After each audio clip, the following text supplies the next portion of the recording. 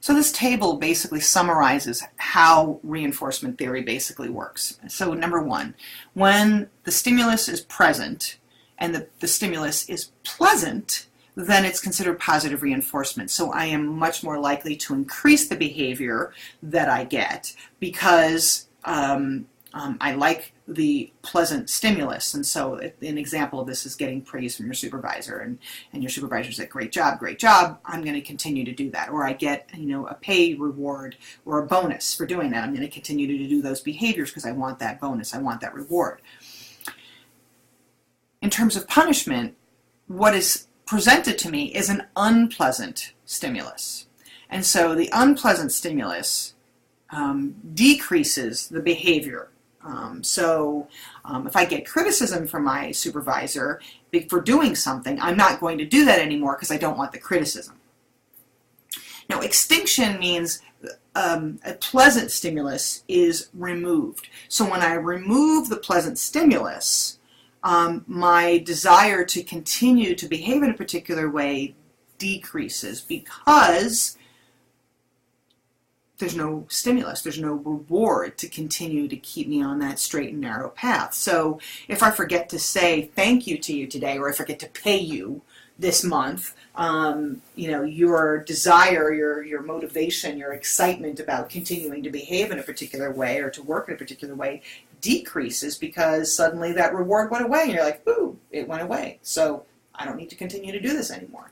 So I only do what I'm being rewarded to do. If we withdraw an unpleasant stimulus, basically if, I've been punishing you and suddenly you're not doing the behavior that I don't like anymore, then that's what we call negative reinforcement.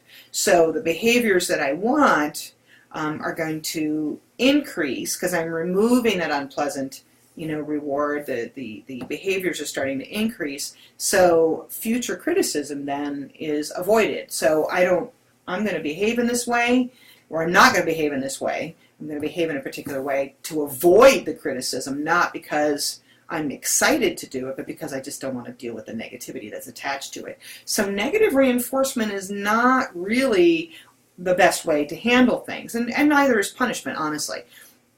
Positive reinforcement works really well. That's the direction that we want people to head into, of thinking about the positive issues. That doesn't mean that we should not have consequences for our behaviors. Punishment works to some extent, but negative reinforcement doesn't. If you can't just nag someone to death and hope that they're going to do something, you've got to create a positive incentive for them to do it and not just focus on the negative, because ultimately that negative stuff is going to wear down. People aren't going to even care anymore, and they'll just say, I don't care, I'll just listen to it because I'm just not going to do this because I don't really want to do it. There's no real incentive for me to do the behavior. There's an incentive for me to not get punished. It's a very subtle difference, but it's these subtle differences that really make a difference on how your employees will respond and how committed they are to the bottom line and committed to you. When there's a development of trust between the supervisor and the employee, and the supervisor is really good about rewarding you for the good things and letting you know when you do something inappropriate. That combination of punishment and positive reinforcement, we are more likely to get the kind of behaviors that we want, particularly if we really remember the positive reinforcement. What we want to stay away from is negatively reinforcing people to do something. You yell at them nonstop until they stop doing it, and then you say, well, I won't yell at you anymore. It's like, ugh. That's not going to work for you. You can't do that absent positive reinforcement because it just doesn't sustain over the long haul.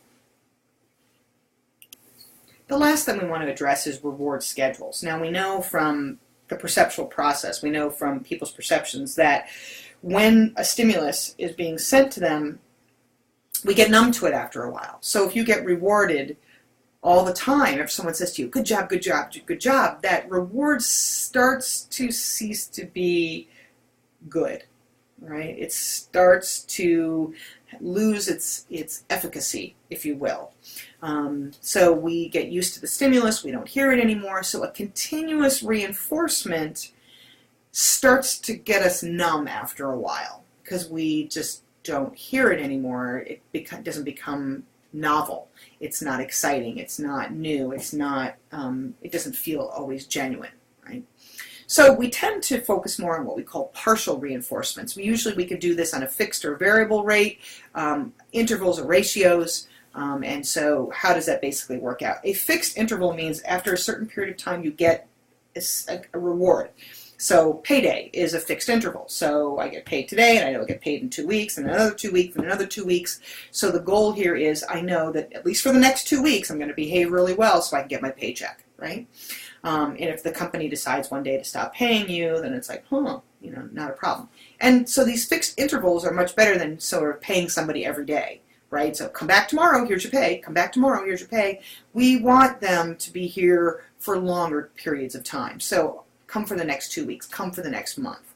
So that's why our reward system works out that way. And, again, there are all sorts of financial reasons why we don't pay everybody every day. We want cash flow, we want interest rates, those kinds of things. But even from a reinforcement schedule, it makes sense to do an interval, a fixed interval, where people know guaranteed every couple of weeks they're going to get paid, and so they come to expect that, and it's fine. Then we have what we call the variable interval schedule, and that variable interval schedule means you just don't know. Sometimes it might happen every week, sometimes it might happen every couple of weeks. They're pop quizzes. And pop quizzes work because you never know when you're going to get the quiz, and so you're always on top of your work because you want to make sure that you are prepared just in case it might come tomorrow. And a variable interval schedule is how drug testing works, right? I mean, you never know when you're going to get the drug test, so you're always clean because you don't know when it's going to work. And this works. I mean, I have friends in my life who were pretty heavy pot smokers who, when they came to a job that had random drug tests, they stopped, and it was stunning, but they stopped. You never thought I would ever see the day, and it did happen.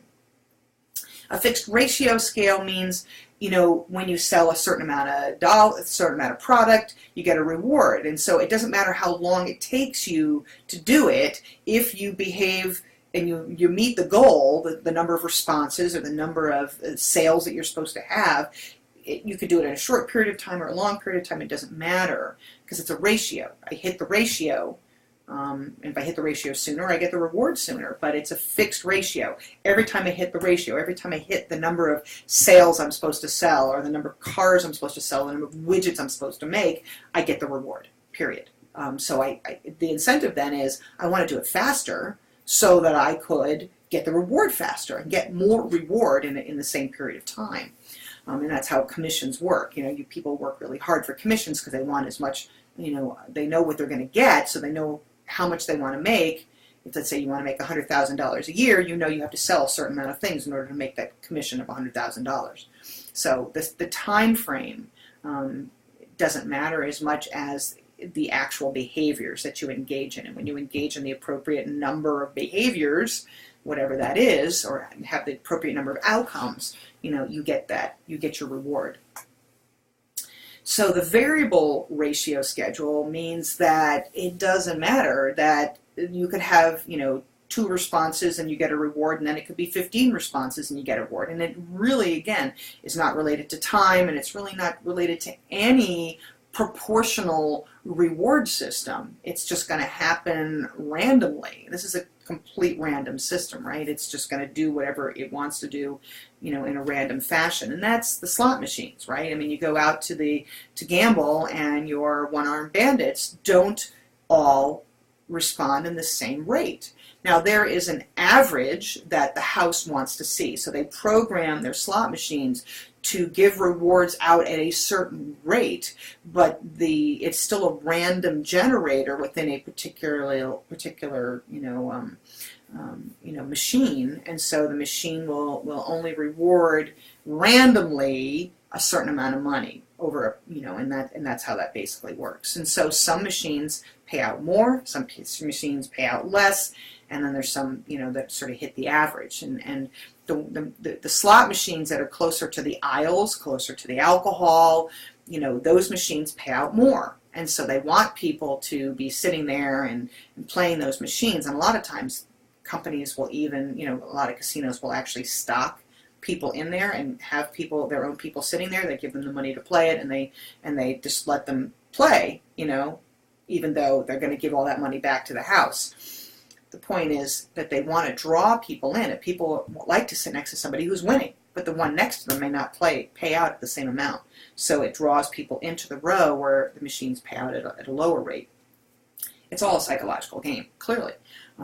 So you can get a good sense of, when something's a complete random system, this is what hijacks our dopamine system, right? If for any of you who took the Management 522 class with me, we've talked about the idea that the dopamine system is always looking for predicting behaviors, and a random system drives the dopamine system nuts. And so it's always trying to predict patterns, and so we get all sort of excited about doing things. And so these slot machines, gambling, takes advantage of our dopamine system, and it basically pushes us to do that. So this is how the basics of motivation theories. We've talked about the contents. We've talked about the process by which it occurs through equity theory and expectancy theory. And now we've finished with talking about the reinforcement. How do we get these behaviors, the behaviors that we want, reinforced continuously? So. All right, that's the material you need to know on motivation.